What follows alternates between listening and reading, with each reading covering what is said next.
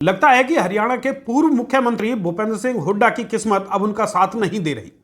चुनाव हारे तो सीएम की कुर्सी हाथ से फिसल गई और अब नेता प्रतिपक्ष का ठाट बाट भी उनसे कोसों दूर होता दिखाई दे रहा है।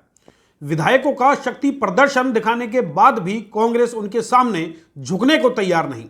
वहीं अब दो और मुसीबत उनका इंतजार कर रही है।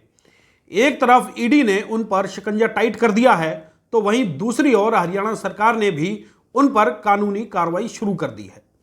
तो चलिए आगे आपको बताते हैं कि आखिर भूपेंद्र सिंह हुड्डा आने वाले दिनों में किन मुश्किलों से घिरने वाले हैं। दोस्तों नमस्कार, मैं हूं संजय कपूर और आप देख रहे हैं सिटी मेल न्यूज। हरियाणा में कांग्रेस की सरकार ना बनने को लेकर पहले से ही भूपेंद्र हुड्डा अपनी ही पार्टी के निशाने पर हैं। न केवल राहुल गांधी बल्कि राज्य के अनेक कांग्रेस नेता सरकार न बनने पर हुड्डा परिवार को दोषी ठहरा रहे हैं। हरियाणा में गुटबाजी और धड़ेबाजी के चलते राज्य की सत्ता कांग्रेस के हाथ आते आते चली गई। इसके बाद से ही हुड्डा परिवार के बुरे दिन शुरू होने लगे हैं। सीएम की कुर्सी ना मिलने के बाद भूपेंद्र हुड्डा को उम्मीद थी कि उन्हें नेता प्रतिपक्ष का रुतबा तो मिल ही जाएगा, जिसके बाद वो कैबिनेट मंत्री का लुत्फ उठा पाएंगे। न केवल सरकारी सुविधाएं बल्कि चंडीगढ़ में कोठी भी उनके पास रहेगी। लेकिन कांग्रेस हाईकमान ने उनकी उम्मीदों पर पानी फेर दिया। वहीं अब दूसरी ओर हरियाणा सरकार ने हुड्डा साहब को सरकारी कोठी खाली करने का फरमान भी सुना दिया है। ये कोठी कैबिनेट मंत्री विपुल गोयल को पसंद थी, परंतु हुड्डा ने सरकार के आदेशों पर अमल नहीं किया और कोठी कब्जाए रखी है। हालांकि नेता प्रतिपक्ष को कैबिनेट मंत्री की तर्ज पर सुविधाएं मिलती हैं, मगर कांग्रेस ने उनके नाम पर मोहर नहीं लगाई, जिसके बाद पूर्व सीएम होते हुए भी हुड्डा एक साधारण विधायक होकर रह गए हैं। इसलिए सरकार ने उनसे कोठी खाली करवाने की तैयारी शुरू कर दी है। इसके चलते ही हुड्डा पर सरकार ने पीनल रेंट लगाने की भी घोषणा कर दी है।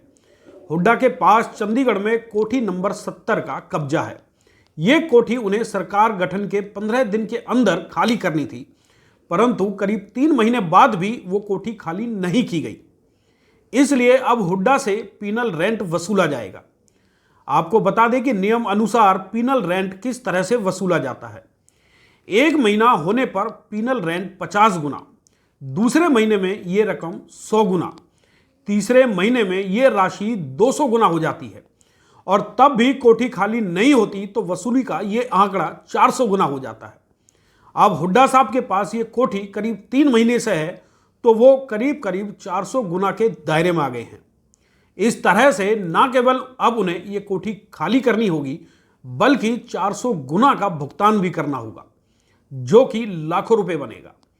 ये तो हुई सरकारी कार्रवाई की बात, लेकिन जहां तक ईडी की बात है तो वो भी हुड्डा साहब के पीछे हाथ धोकर पड़ गई है, जबकि उनकी अपनी ही पार्टी कांग्रेस भी अब उनसे अपना पिंड छोड़ाने को तैयार है। ऐसे में देखना अब यह है कि भविष्य में हुड्डा परिवार की राजनीतिक दिशा किस ओर जाएगी।